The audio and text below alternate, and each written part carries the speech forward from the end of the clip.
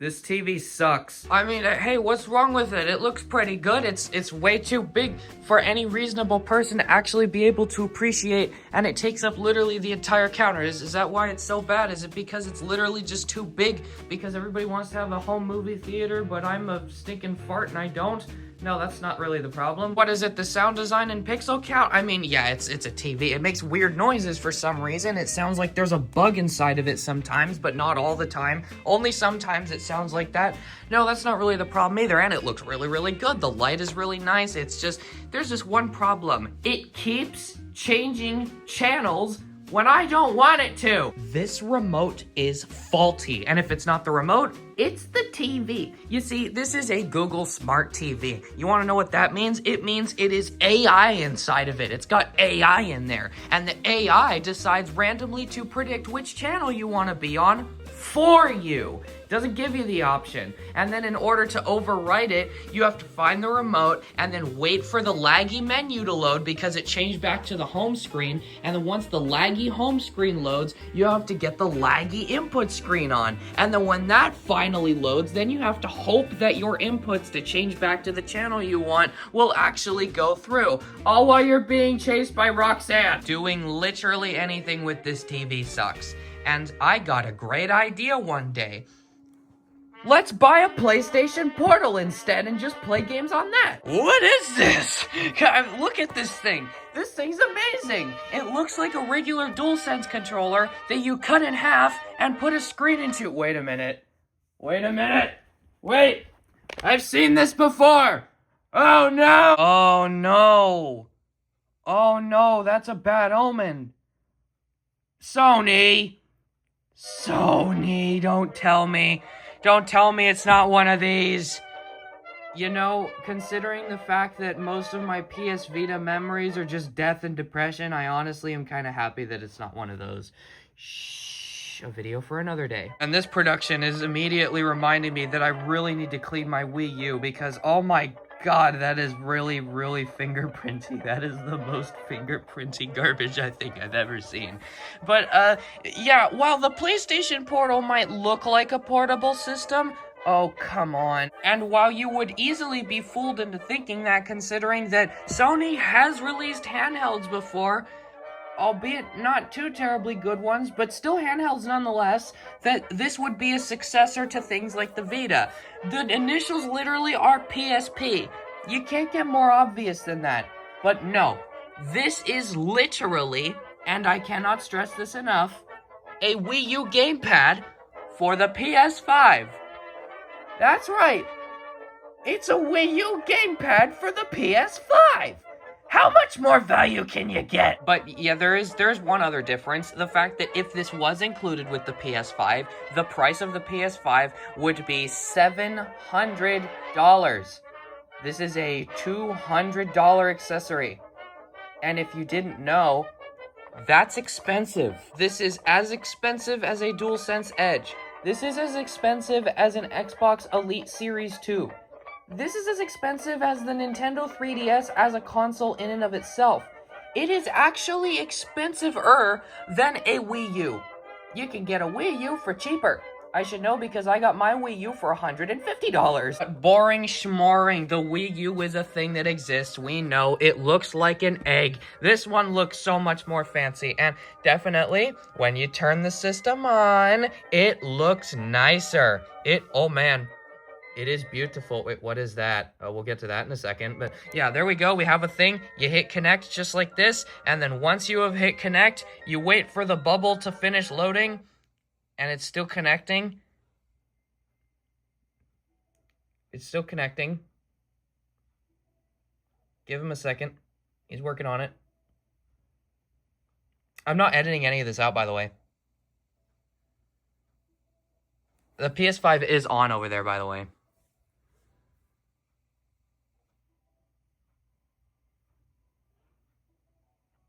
Just take your time, man. There we go. Oh, almost. There we go. All right, and we've got a very horribly bit-crushed version of the main menu, which is so laggy that you almost can't even make out any details.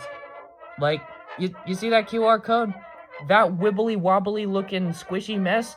that's the screen. The clock up there is looking rough. It's seen better days. It's not really coming across on video, but the screen. Oh, wait. It's trying. Hang on. It's hey, there we go. It might be because I'm sitting on the other side of the couch. There we go. Now it's connected again. Nope, this one. There we go. Let's try hitting play game. Oh, wait, yeah, I can't actually do that. Can I hit play? Oh. This thing does not connect to the PS5 through Bluetooth. It connects through Wi-Fi!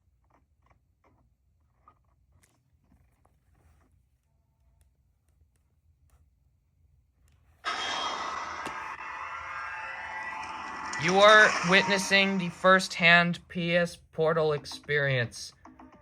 I can't. I don't know how to hit start.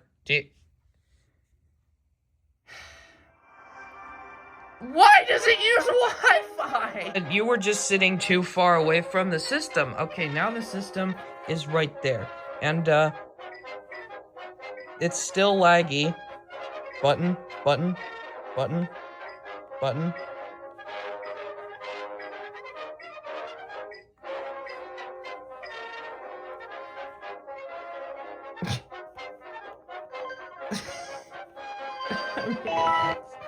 Oh, wait.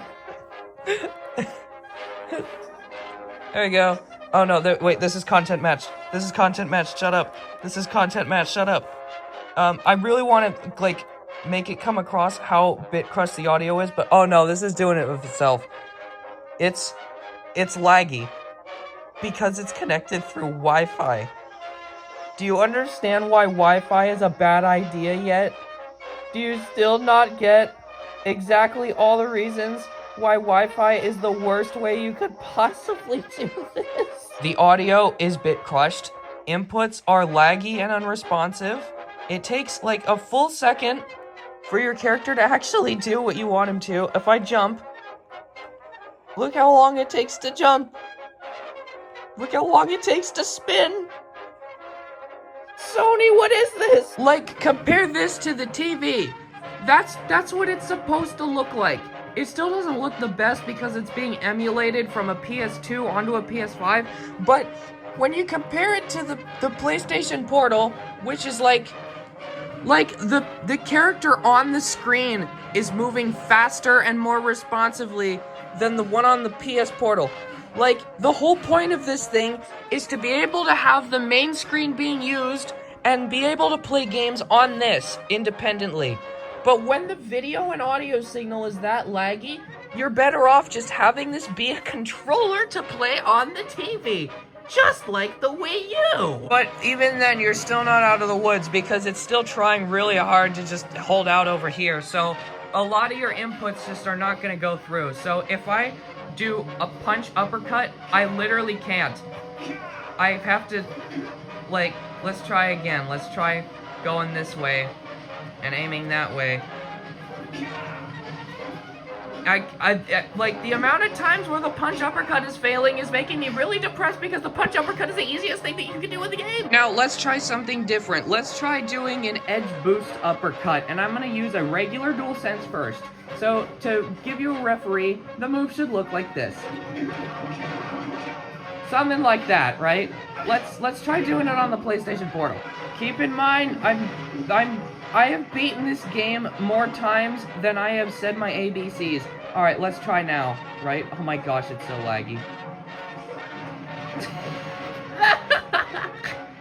That's the best I can do! I just did I hit jump like 5 times just now. It's not coming across on camera, but like, Old Mate's really trying to hold out over here.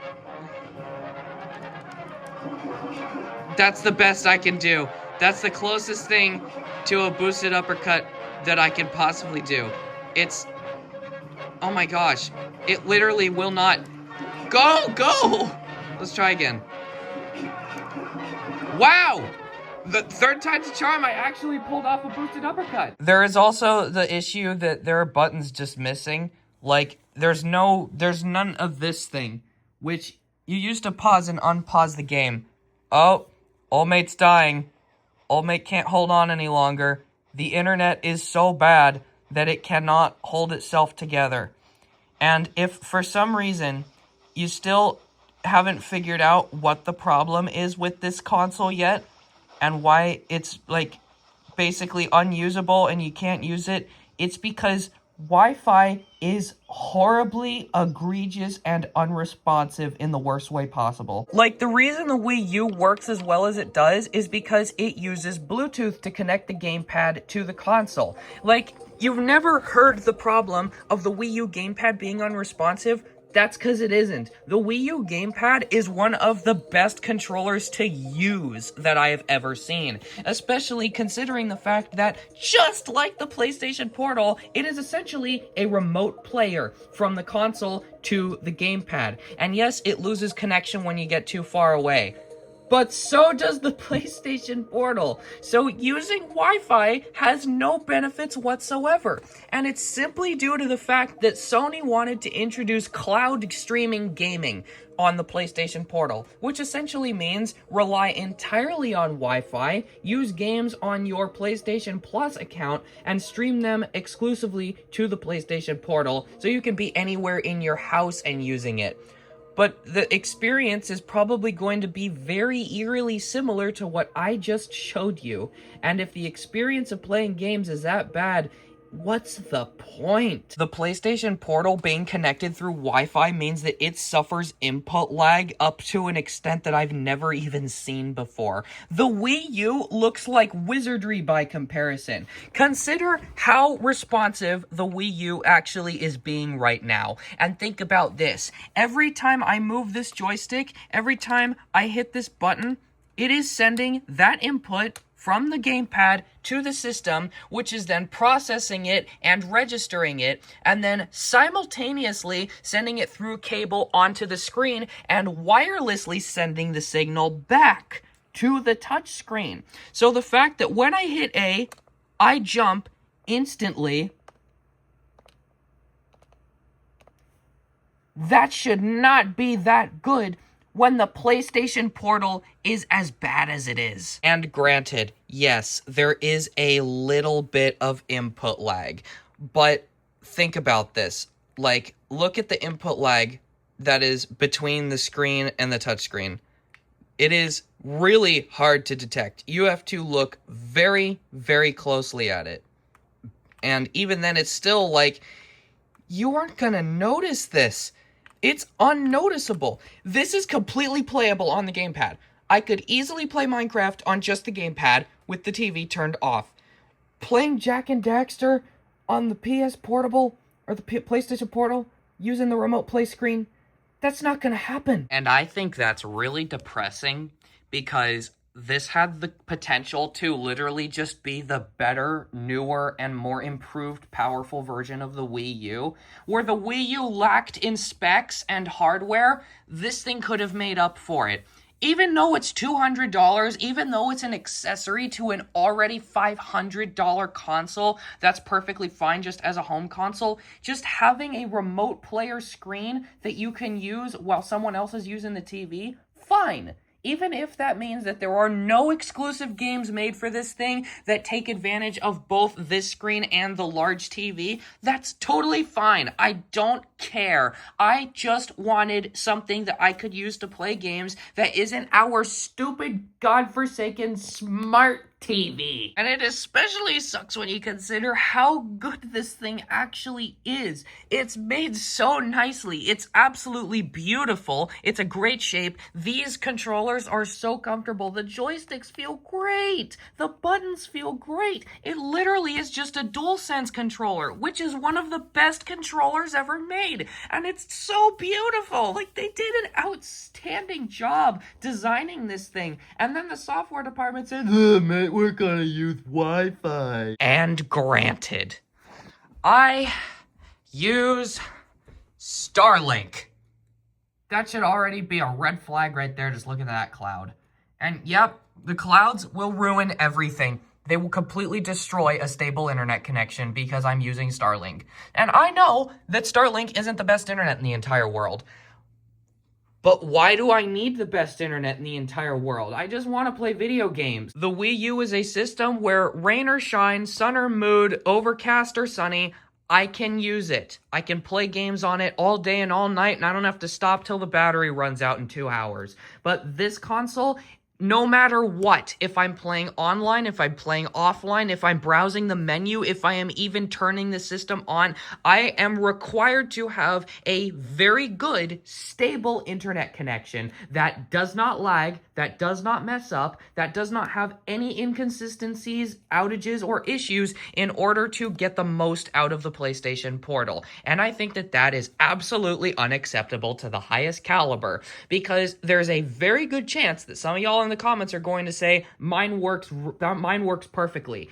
The system works perfectly. There are no issues with the actual system. But what you're telling me, if you say that yours works perfectly, is that you have a better internet package than I do. And if you do, wonderful! You can actually enjoy this thing. And if you do have a good internet package, I would actually recommend this system for Christmas. This is something where if you have a PS5 and you have really good internet and you live in a spot where you don't have to worry about things like clouds or anything ruining your internet and you're like stable with internet, this could be a really good idea. Because yeah, a lot of times people just want to use the TV, or in my case, the TV is so stupid that you can't stand using it in any stretch of the imagination, so you just want a different screen to be able to play your games on. And if you have a really good internet package, this system is capable of running the PS5 games with no problems whatsoever. I just really hope that the input lag is just a me issue and having good internet fixes that, because oh boy, if that's not the case, then I take back what I just said. And from all my knowledge and all my memories of using this thing, I'm pretty sure that that is the case, because I was able to get pretty far and stray when we did have good internet on this system without any input lag. So I'm going to assume that the input lag is just an internet issue, and having better internet will clear that up. I still really feel like if they were going to go this route, they could have just solved this problem by having the PS5 give off its own private Wi-Fi signal exclusively for this and maybe the PSVR 2. If they had done that, then you win. You're done. You don't have to worry about this at all. But no, they wanted to make it use your home internet, which varies from person to person. This is why Stadia failed. This is why other places like the stinking any kind of cloud gaming service never works. Because it's never going to work for anybody that doesn't have perfect internet, and that's the big stupid problem. So the moral of the story here is, if you have a PS5 and your TV is stupid and you don't have the best internet and you want to play games just sitting on your couch and not have to deal with a stupid screen, that's not going to happen. But if you want a system that looks like this, Nintendo's got you covered. It's just this one is arguably a little bit worse. Thanks for watching. Bye!